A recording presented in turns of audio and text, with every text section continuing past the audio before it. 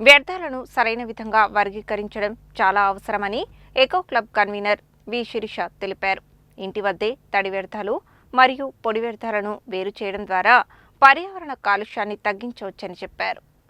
Telangana national green corps సూచనల మేరకు Nagarjuna government కళాశాల ఎకో క్లబ్ ఆధ్వర్యంలో దండెంపల్లి గ్రామంలో వ్యర్థాల నిర్వహణ కేంద్రానికి విద్యార్థులతో కలిసి ఫీల్డ్ విజిట్ కార్యక్రమం నిర్వహించారు.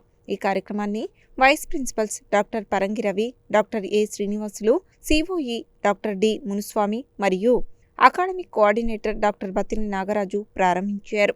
ఈ సందర్భంగా eco club convener V Sirisha మాట్లాడుతూ, ఇంటి వద్దే తడి వ్యర్థాలు మరియు పొడి వ్యర్థాలను వేరు చేయడం ద్వారా పర్యావరణ కాలుష్యాన్ని తగ్గించవచ్చని చెప్పారు. అలాగే రెడ్యూస్, రీయూజ్, రీసైకిల్ విధానాన్ని పాటించడం ద్వారా వ్యర్థాలను ఉపయోగకరమైన వనరులుగా మార్చుకోవచ్చని విద్యార్థులకు వివరించారు. ముఖ్యంగా తడి వ్యర్థాలను కంపోస్టుగా మార్చి వ్యవసాయం మరియు తోటలలో ఉపయోగించవచ్చని తెలియజేశారు. ఈ సందర్భంగా state field visit officer Surya Kiran, జిల్లా స్వచ్ఛ భారత్ సమన్వయకర్త మొయినుద్దీన్ వ్యర్థాల వర్గీకరణ ప్రక్రియను విద్యార్థులకు ప్రత్యక్షంగా చూపించి వివరించారు. ఈ కార్యక్రమంలో ఎకో క్లబ్ సభ్యులు K Shivarani, doctor P Siddhesh Goud, doctor D Krishna మరియు విద్యార్థులు పాల్గొన్నారు. ఈ ఫీల్డ్ విజిట్ ద్వారా విద్యార్థులు వ్యర్థాల నిర్వహణపై ప్రాయోగిక అవగాహన పొందారు.